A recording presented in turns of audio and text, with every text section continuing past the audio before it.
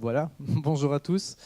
Voilà, je m'appelle Mickaël Degère. J'ai 15 minutes pour vous convaincre, peu de choses près, ça va être très très chaud. La soirée de ce soir va être animée autour d'un outil qui s'appelle WooClap. Si vous voulez vous connecter, que vous soyez dans la salle ou que vous soyez en live sur Internet, vous pouvez le faire, soit par SMS, soit par le lien qui est écrit à droite. Et il y a déjà une question qui est posée, donc si vous voulez répondre à cette question, vous pouvez dès maintenant. Voilà, je vais zapper, j'espère que vous aurez retenu le CNL pour Café Numérique Liège à la fin de lien et du SMS. Voilà, alors moi, ce que je vais vous présenter ce soir, j'ai appelé ça « Trouver l'équilibre numérique en 3 transitions ». Alors, pourquoi j'ai appelé ça « Trouver l'équilibre numérique » ?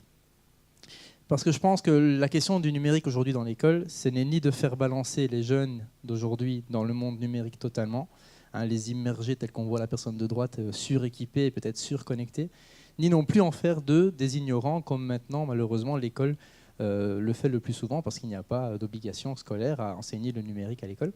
Et donc nos élèves sortent du secondaire, soit très compétents parce qu'ils déclarent une passion, soit plutôt ignorants parce qu'ils n'y ont pas touché du tout en fonction de leur situation familiale. C'est à la fois l'équilibre pour l'élève, mais c'est aussi l'équilibre pour le professeur. Le professeur ne doit pas forcément devenir un geek, un enseignant geek, mais ne doit pas non plus rester un ignorant dans ce qu'il est possible de faire grâce au numérique. Et donc de nouveau, cette question d'équilibre est au centre de tout. Bien sûr, par la suite, lorsque l'enfant va se développer, ou lorsque l'enseignant va apprendre de la bouteille, il va peut-être faire pencher la balance d'un côté plus que de l'autre. Certains vont se consacrer énormément au numérique et faire balancer le poids vers la droite, devenir informaticien, devenir cybermanager ou peu importe ce qu'on peut imaginer avec le numérique. Et d'autres vont s'intéresser à d'autres problématiques comme l'environnement, comme d'autres choses qui sont tout aussi importantes pour la citoyenneté d'aujourd'hui. Mais le travail de l'école, c'est ça. C'est un enseignant qui n'a pas forcément l'équilibre doit enseigner quelque chose en équilibre pour que l'élève trouve son équilibre. C'est un peu la même chose que la religion. Quand on arrive à l'école, on peut être un enseignant chrétien, musulman, peu importe. On doit enseigner la religion de manière équilibrée, neutre, et espérer que les élèves, dans tous ces choix-là, trouvent leur propre équilibre par la suite. C'est vraiment ça l'idée qui sous-tend le débat d'aujourd'hui et la discussion. Voilà, donc je dessine ça, je montre ça au travers d'une photo qu'on a prise, qui montre des étudiants au travail, des étudiants dans le supérieur, qui n'ont pas tous le même fonctionnement, n'ont pas tous la même ressource pour travailler. Certains vont travailler avec le numérique, certains ont des montres connectées, d'autres sont dans des ouvrages, d'autres sont dans la discussion. À chacun de s'épanouir, mais pour pouvoir s'épanouir dans un monde comme ça, il faut le comprendre, et pour le comprendre aujourd'hui, il faut évidemment comprendre le numérique aussi. Tout ça, bien évidemment, dans la bienveillance. Vous n'allez pas nous entendre dire qu'on veut mettre une tablette dans les mains de tous les enfants de moins de 3 ans. Non, vous n'entendrez pas ça. Vous n'entendrez pas non plus qu'on veut mettre du Wi-Fi partout et connecter des choses qui peut-être sont nocives pour la santé. Non, c'est clair, on va le faire dans la bienveillance aussi. On essaie de mettre du Wi-Fi quelque part qui soit allumable, éteignable en fonction des besoins. On ne veut pas non plus faire quoi que ce soit qui irait à l'encontre de la santé, de la bienveillance ou de l'apprentissage des élèves. Le numérique ne va pas forcément être une solution pour tout le monde. Peut-être pour certains, à nous d'être bienveillants pour que chacun d'entre eux s'épanouisse, bien évidemment. Voilà. Après ce petit cadre, je vais vous parler des 3 transitions pour moi numériques qui ont lieu actuellement, parce qu'on parle de la transition numérique, mais je trouve que dans les écoles, il y en a 3 qui sont sous-entendues. La première, c'est le concept de travailler avec le numérique. Si vous imaginez ces 3 transitions, imaginez-les comme des portes. Celle-ci est celle qui est la plus ouverte. C'est celle qu'on a réussi à le plus ouvrir et à rentrer à l'école avec. C'est le moment où l'enseignant travaille avec le numérique, mais pas où il enseigne. C'est le moment où il prépare ses leçons, où il fait ses documents, où il encode des points. Tous les moments où il ne passe pas un moment avec ses élèves en classe. On considère qu'il travaille avec le numérique à ce moment-là. Et c'est, et vous allez le voir dans le baromètre si vous le lisez, ce qu'ils font le plus. Produire actuellement, pour un enseignant avec le numérique, il n'y a pas trop de difficultés, ils le font. Ils vont chercher des documents, ils construisent leurs propres documents, et puis ils travaillent avec ça, avec plus ou moins de facilité. Dans leur formation initiale, ils n'ont pas forcément appris à produire. Et moi, je suis marié avec une enseignante maternelle et primaire. Elle passe des soirées à faire des dominos sur ordinateur. Quand je vois comment elle galère pour faire un domino en passant 10 à 12 heures, alors qu'avec quelques compétences dans un tableur, elle le fera en 3 minutes, je suis un peu déçu qu'elle n'ait pas été formée à optimiser ce temps de travail-là. Mais en tout cas, elle le fait. Autre secteur dans lequel on a beaucoup évolué ces derniers temps, c'est dans la collaboration. Ça y est, l'école s'ouvre sur le monde grâce au numérique et surtout s'ouvre entre écoles. Quand un enseignant aujourd'hui a des difficultés avec un élève ou avec un groupe particulier ou avec une discipline, il peut poster un message sur Facebook et demander de l'aide à d'autres personnes. On peut haïr ou aimer Facebook, en tout cas ça offre cette possibilité-là. Je suis dans un groupe qui s'appelle En classe avec un dyslexique. C'est extraordinaire ce qu'on découvre là-dessus sur les méthodes de fonctionnement d'un élève comme ça et de ce qu'on peut adapter ou pas pour lui. Donc voilà, la collaboration arrive et ça, on peut en être très content. Alors mon petit doigt m'a dit, et mon petit doigt est très bien informé, que très prochainement, il va y avoir une plateforme aussi Fédération Wallonie-Bruxelles qui permettra aux enseignants de co-construire des scénarios pédagogiques autour de certaines disciplines ou de certaines compétences bien précises ou autour de certains profils.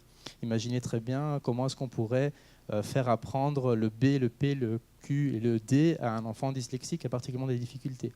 Voilà, on pourrait co-construire une séquence idéale ensemble sur une plateforme qui sera disponible prochainement. Et enfin, faire de la veille. On peut facilement aujourd'hui s'informer des tendances disciplinaires, si on est prof de sciences, de chimie, de mathématiques, les tendances plus générales de méthodologie, comment est-ce qu'on peut enseigner aujourd'hui au XXIe siècle pour que les enfants qui ont évolué apprennent, mais aussi faire de la veille technopédagogique et découvrir de manière récurrente des nouveaux outils pour enseigner grâce au numérique. Et c'est dans ce cadre qu'on aura notre premier invité tout à l'heure, qui s'appelle Benjamin Nizet, qui, lui, viendra vous présenter ce qu'il fait, et notamment avec Microsoft Éducation, et vous parlera de ces innovations potentielles, et également d'un lien vers ce qui va suivre, la transition suivante, à savoir enseigner avec le numérique. Ça, ce sont les moments où on est en classe avec l'outil numérique. Alors, quand on parle d'outils numériques, vous en avez vu une grosse panoplie arriver dans les écoles. Tableau blanc, smartphone, tablette, Wi-Fi, projecteur, ordinateur, boîtier de vote, robot, etc., etc. Alors les outils ne font pas tout, mais évidemment, avec l'arrivée de ces outils, on a vu arriver des méthodes. On a vu se construire des méthodes, on a vu changer certaines méthodes. La classe inversée, qui existe depuis des décennies, voire peut-être même des siècles, a été réinventée, reconstruite, réadaptée plutôt, grâce au numérique. L'apprentissage à distance est devenu de l'e-learning. On fait quand même beaucoup plus de choses qu'avant avec la transmission papier.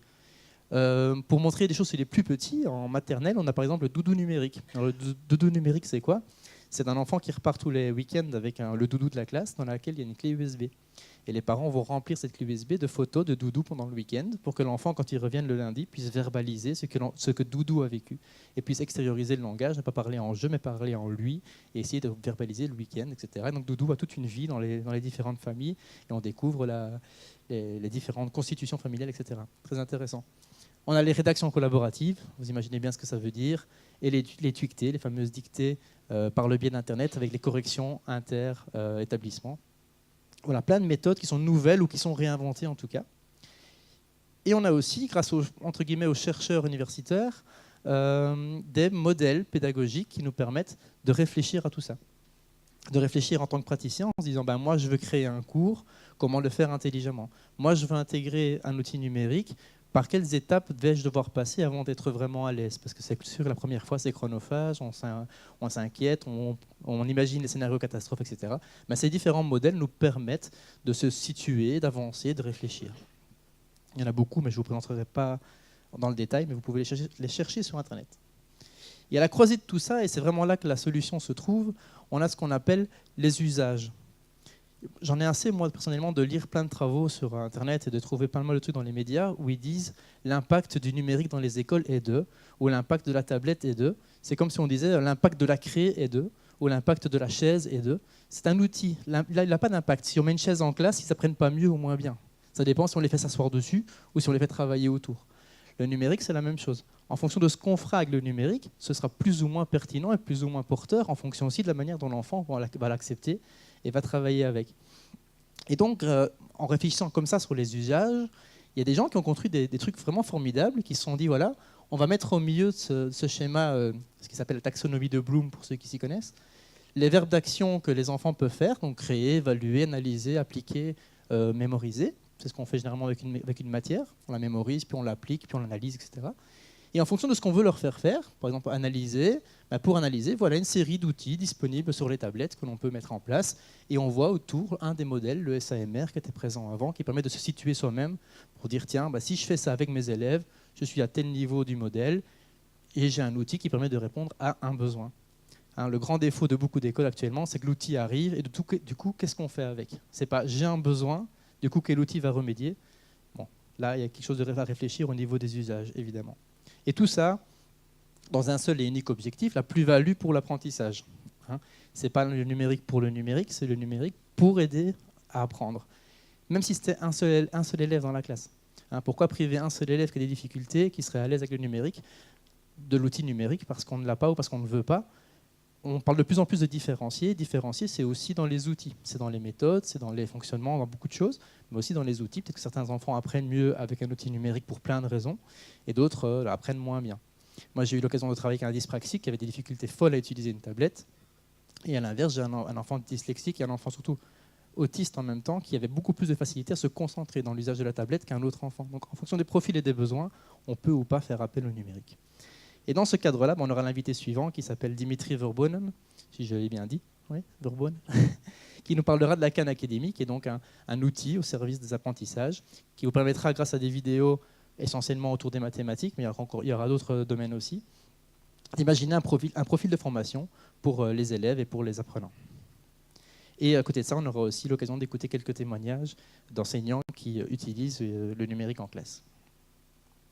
Troisième et dernière transition que doit subir l'école, c'est celle qui est la moins ouverte, la porte qui va s'ouvrir très prochainement, ça je vous rassure, c'est enseigner le numérique comme discipline.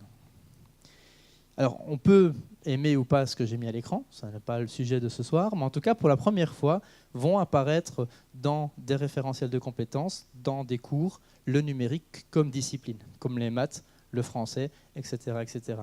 Donc le pacte amène ça de bon, peut-être d'autres choses moins bien, mais ça, en tout cas, je suis particulièrement content de le voir arriver. Alors, évidemment, la Belgique n'a pas tout réinventé, et heureusement. On est parti on est encore en train d'y travailler maintenant, mais on est parti d'un référentiel européen qui propose 21 compétences que tout citoyen devrait avoir à sa majorité. Le pacte d'excellence travaille sur un tronc commun jusqu'à 15 ans, donc à nous là-dedans de choisir jusqu'à quel niveau on veut aller. Ces 21 compétences sont réparties en 5 domaines. Je ne peux pas lire les 21, je n'ai pas le temps, mais je peux vous parler des domaines. Donc on a des compétences en information et données, la recherche, le classement, l'organisation, le filtre, la validité des sources, etc., etc. La communication et la collaboration, partager, échanger, coécrire, co-construire, etc., etc. La création de contenu, que ce soit du traitement de texte jusqu'à la création de code algorithmique pour pouvoir programmer quelque chose, avec tout ce qu'il y a au milieu, la vidéo, le son, etc. La sécurité de son matériel, la sécurité personnelle, la sécurité de son environnement, etc. etc. Et la résolution de problèmes, qui sont à la fois des problèmes techniques, je n'ai pas Internet, qu'est-ce qui se passe, on va pouvoir en discuter, mais aussi la résolution de problèmes qui ne sont pas directement liés au numérique, mais qui trouvent une réponse dans le numérique. Je vais vous donner un exemple que j'ai découvert il n'y a pas longtemps. Alors, il y a une partie de l'Afrique, je ne sais plus très bien où, je n'ai pas retenu, où l'accès à l'eau est particulièrement compliqué. Et au départ, on a cherché des solutions pour leur ramener l'eau jusqu'au village. Et il n'y a pas longtemps, la solution a été trouvée de manière totalement autre. C'est par des smartphones distribués aux habitants qu'on a pu leur communiquer en temps réel, de manière régulière, où se trouvaient les points d'eau. Donc, il était mieux de distribuer des smartphones et de les former à leur usage que de leur montrer comment aller chercher de l'eau. C'est paradoxal, mais on a une solution à un problème qui n'est pas numérique à l'aide d'un outil numérique. Et donc, ces 5 domaines sont répartis en 8 niveaux d'acquisition dans le modèle européen. On verra comment le modèle belge va évoluer. Et donc, on a de celui qui patauge dans l'eau à celui qui nage en dos crôlé sans avoir peur du bord. Là, oui, celui qui est vraiment à l'aise.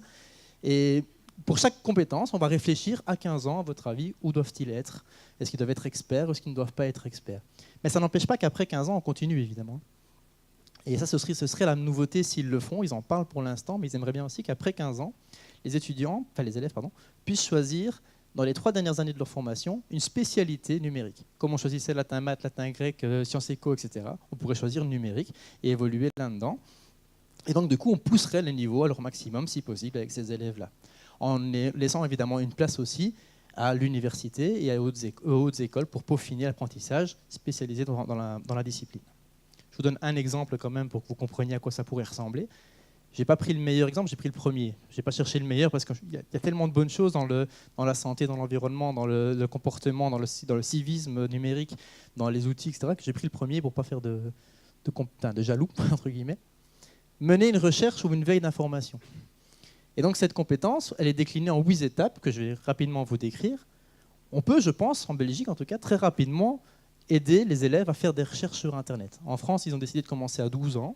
Nous, ici en Belgique, je sais qu'on essaie de tendre un petit peu plus bas, peut-être de commencer vers les 3, 4e primaires, et d'avancer petit à petit dans les compétences. Donc, chercher avec l'enseignant, puis après apprendre à chercher seul, puis puis après expliquer sa recherche, et savoir expliquer ce qu'on a cherché, pourquoi on a mis ces mots-clés-là, etc.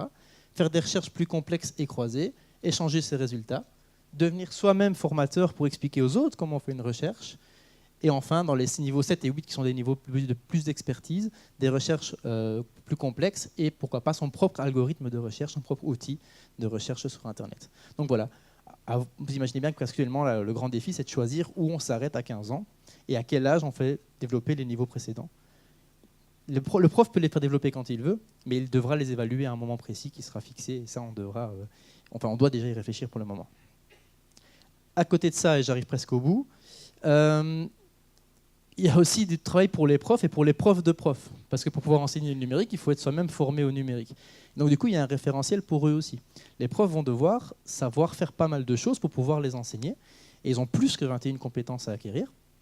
Actuellement, dans la formation, il n'y a rien au niveau de l'obligation de l'enseignement. Ils ont des heures de numérique, mais le prof en fait ce qu'il veut. Dans certaines écoles, on va faire une vingtaine d'heures de tableur. Dans d'autres, on fera de l'éducation média et pas de numérique. Dans d'autres, on sera très intéressé par les modèles qui précèdent. C'est très, très variable. Pourquoi ? Pour une simple raison, il n'y a pas de contenu. Et pour une deuxième raison aussi, il n'y a pas de titre requis pour donner ce cours. Donc n'importe quel prof qui n'a pas son horaire complet peut devenir prof de numérique. Donc si vous êtes à 8 dixièmes dans une école et que vous n'avez pas votre temps plein, postulez là. Et avec 2 dixièmes, vous pouvez donner le cours. Et honnêtement, vous n'allez pas vous y intéresser énormément par rapport à vos 8 dixièmes de votre autre charge.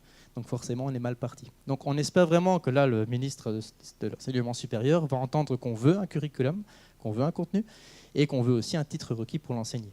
Le problème, c'est qu'il n'y a pas de diplôme en numérique aujourd'hui en Belgique. Donc qui pourra donner ce cours ? C'est une grande question. Et là, on aura justement la troisième invitée qui nous parlera d'une des compétences, c'est Eline Collat, qui nous parlera de la compétence qui est la programmation, justement. Je crois qu'elle a mis des petits jouets à vous montrer, si je ne me trompe pas, qu'on peut utiliser dans les classes. Et alors, pour conclure, et passer la parole au suivant, je vous ai présenté le numérique comme deux choses aujourd'hui, comme un outil et comme une discipline. Ça, c'est la grande nouveauté qui va débarquer en Belgique. Certains vont dire enfin. En France, ça fait pas longtemps, croyez-moi, et il y a des pays qui ne l'ont pas fait du tout. Mais par contre, je n'ai pas dit ceci. Ça, c'est important. C'est plus important ce que je n'ai pas dit que ce que j'ai dit.